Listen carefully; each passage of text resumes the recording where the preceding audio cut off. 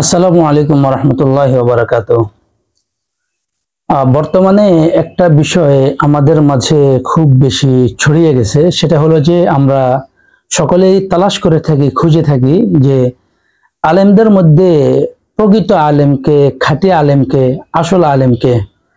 এই বিষয়গুলো নিয়ে আমাদের মাঝে অনেক ধরনের প্রশ্ন, দ্বিধাদ্বন্দ্ব, বিভিন্ন ধরনের আলাপ আলোচনা আমাদের মাঝে হয়ে থাকে।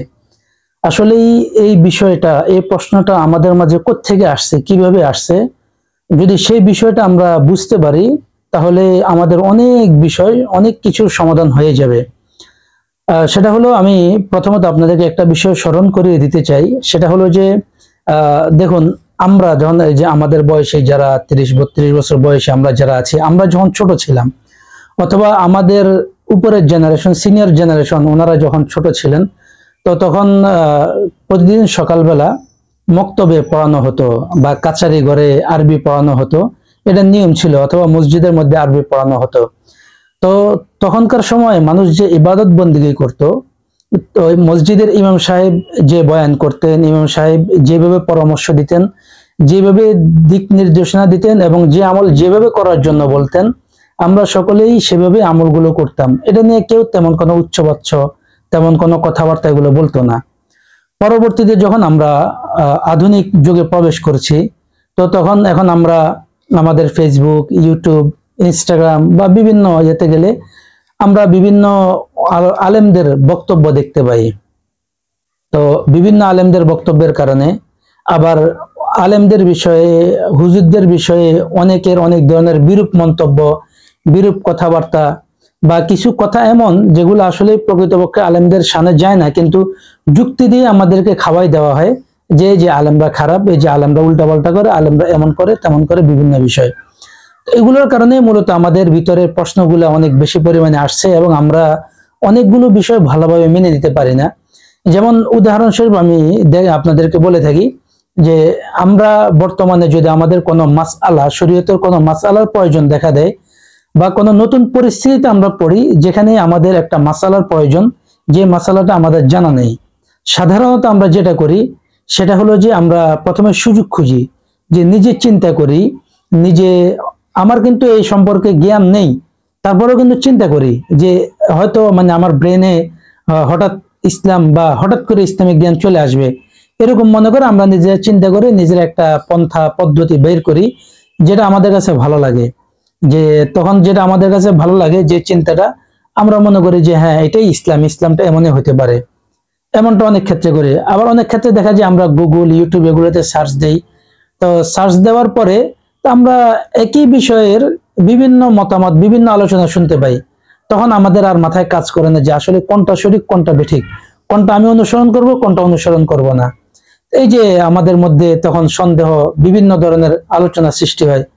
তারপরেও যদি আমরা মসজিদের ইমাম সাহেব বা খতিব সাহেবের কাছে যে বিষয়টা বলি, তো উনি যদি আমাকে একটা বলে দেন, এবং আমি যদি ইউটিউবে তার বিপরীতটা দেখে থাকি, এবং বিপরীতটা যদি আমার পছন্দনীয় হয়ে থাকে, আর খতিব সাহেব যদি সঠিকটা বলে থাকেন এবং সঠিকটা আমার পছন্দনীয় না হয়ে থাকে, তখন আমি বলি যে না হুজুর, অমুক হুজুরকে দেখেছি বিষয়টা এমন বলতে, বা অন্য জায়গাতে আমি এমন শুনেছি। আসলে আপনারা হুজুরে না, আপনারা এক একজন এক এক কথা বললে আমরা কোন দিকে যাব?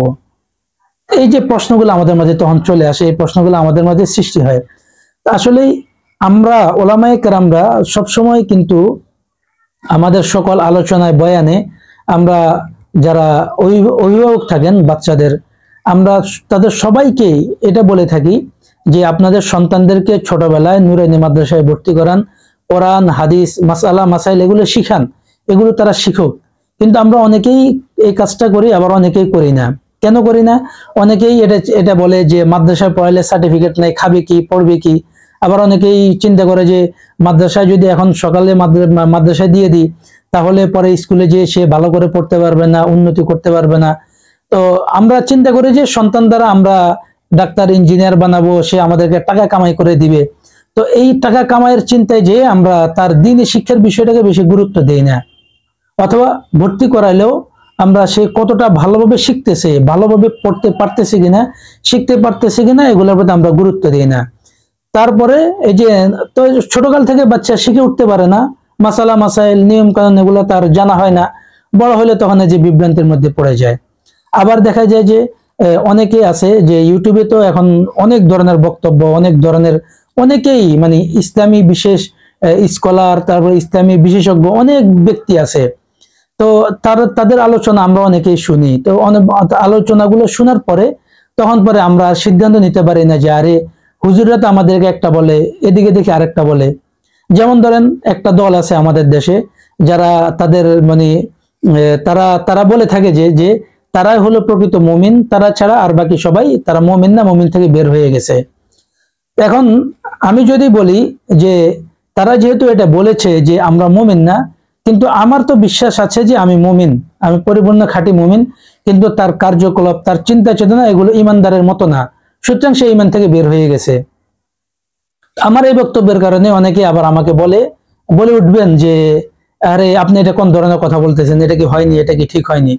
অথচ উনি যে বলছে এতক্ষণ যে আমরা কেউ ইমানদার না, ইমানদারের অন্তর্ভুক্ত না আমরা কেউ, সেটা নিয়ে কিন্তু কারো কোনো কথা নাই। ওই যে আমি হুজুর আমি বললাম, এই জন্য বাস বিষয়টা গায়ে লেগে গেছে। আবার দেখা যায় একদল আছে যে তারা তাদের কর্মীদেরকে প্রথমে বলে, এরকম শিখায় যে তুমি বলবে যে তুমি বলো লা ইলাহা ইল্লাল্লাহ, আমি আল্লাহর বিধান ছাড়া আর কারো বিধান মানি না, আমি আল্লাহর বিধানে বাস্তবায়ন করব। তো কথা তো সুন্দর। তো সেই লোক তারা তাদের কর্মীদেরকে শিখায় আল্লাহ তাআলার হুকুম ছাড়া অন্য কারো হুকুম আমরা মানব না, এবং কোরআন শরীফের আয়াত দিয়ে দলিল দেয় যে যারা আল্লাহ তাআলার বিধান ছাড়া অন্য কোনো বিধানে, অন্য কোনো নিয়মে বিচার করে তারা কাফের। কোরআন শরীফ আল্লাহ তাআলা বলেছেন, তারাও এটা শিখায় এবং বক্তব্য অবশ্যই সঠিক। কিন্তু তাদের কার্যকলাপ যদি আপনি দেখেন, তাদের বাস্তবতা যদি দেখেন, দেখা যাবে যে যে দলের নেতা, যে দলের ব্যক্তি এই কর্মীদেরকে এই শিক্ষাটা দেয়, ওই দলের নেতার বাবা, নেতার ভাই তারা এলাকায় বিচার করে, মানুষের বিচার করে, বিভিন্ন সমস্যায় বিচার করে, সমাধান দিয়ে দেয়।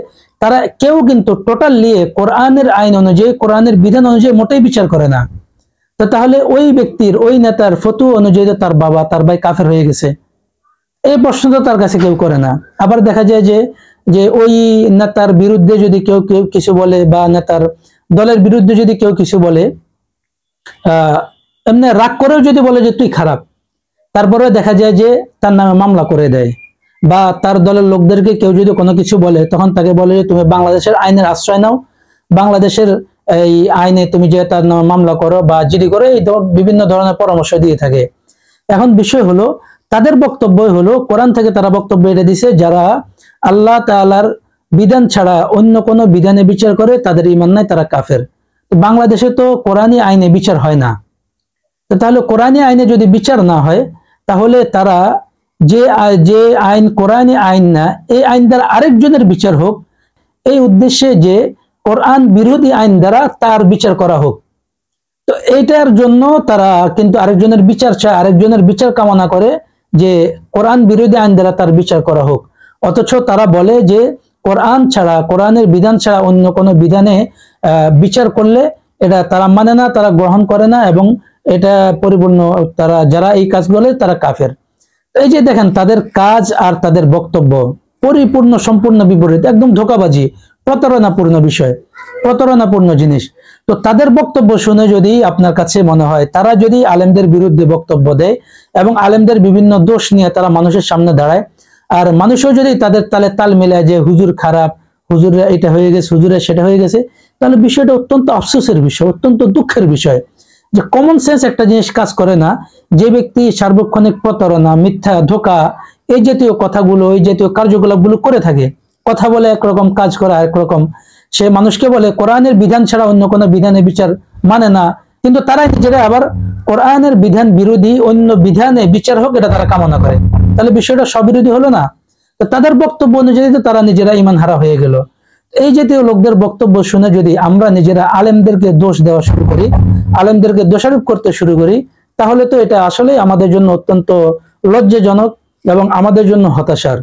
এই জন্য সবচেয়ে বড় বিষয় হলো যেটা, সেটা হলো যে আপনি যদি ব্যক্তি দিয়ে, খাঁটি আলেমকে এটা যদি কোনো ব্যক্তি দিয়ে পরিমাপ করতে যান, তাহলে এটা হবে সবচেয়ে বড় বোকামি। রাসূল আকরাম সাল্লাল্লাহু আলাইহি ওয়াসাল্লাম পদ্ধতি বলে দিয়েছেন যে লান তাদিল্লু মা তামাসসাকতুম বিহিমা কিতাবাল্লাহি ওয়া সুন্নাত রাসূলি, তোমরা যতক্ষণ পর্যন্ত আল্লাহর কিতাব এবং আল্লাহর রাসূলের সুন্নাহ শক্তভাবে ধরে থাকবে ততক্ষণ পর্যন্ত তোমরা কখনো পথভ্রষ্ট হবে না। রাসূল আকরাম সাল্লাল্লাহু আলাইহি ওয়াসাল্লাম স্পষ্টভাবে শিক্ষা দিয়ে গেছেন। এই শিক্ষার নীতি অনুযায়ী আপনাকে খুঁজে নিতে হবে যে এই প্রকৃত শিক্ষাটা কার মধ্যে আছে, কোরআনের এবং সুন্নাহর শিক্ষাটা প্রকৃত কার মধ্যে আছে, সে হলো প্রকৃত আলেম। এই শিক্ষা যার মধ্যে আছে এবং যে এইভাবে জীবন যাপন করে সে হলো প্রকৃত আলেম। কোরআন এবং সুন্নাহ, কোরআন এবং হাদিস না, কিন্তু হাদিস এক জিনিস, সুন্নাহ আরেক জিনিস। কোরআন এবং হাদিসের জ্ঞানের কথা বলা হয় না, বলা হয়েছে কোরআন এবং সুন্নাহ অনুযায়ী যে ব্যক্তি পরিপূর্ণরূপে নিজে কোরআন এবং সুন্নাহকে আঁকড়ে ধরবে সে ব্যক্তি কখনো পথভ্রষ্ট হবে না। তো কোরআন এবং সুন্নাহের আলোকে আপনাকে আলেম বেছে নিতে হবে এবং বাছাই করে নিতে হবে যে আসলেই প্রকৃত আলেমকে এবং কে প্রকৃত আলেম না। আপনি যদি ব্যক্তি হিসেবে নির্বাচন করতে চান তাহলে এটা পরিপূর্ণ বিভ্রান্তির মধ্যে পড়ে যাবেন, সঠিক আলেম খুঁজে পাবেন না। আল্লাহ পাক রব্বুল আলামিন আমাদেরকে বুঝার তৌফিক দান করুন। আরো কয়েকটা আসলেই আলোচনা লম্বা হয়ে গেছে, কিন্তু আলোচনা এখনো শেষ হয়নি। আরো কিছু আলোচনা ইনশাল্লাহ পরবর্তী আরেক ভিডিওতে বিস্তারিত আরো ইনশাল্লাহ বলবো।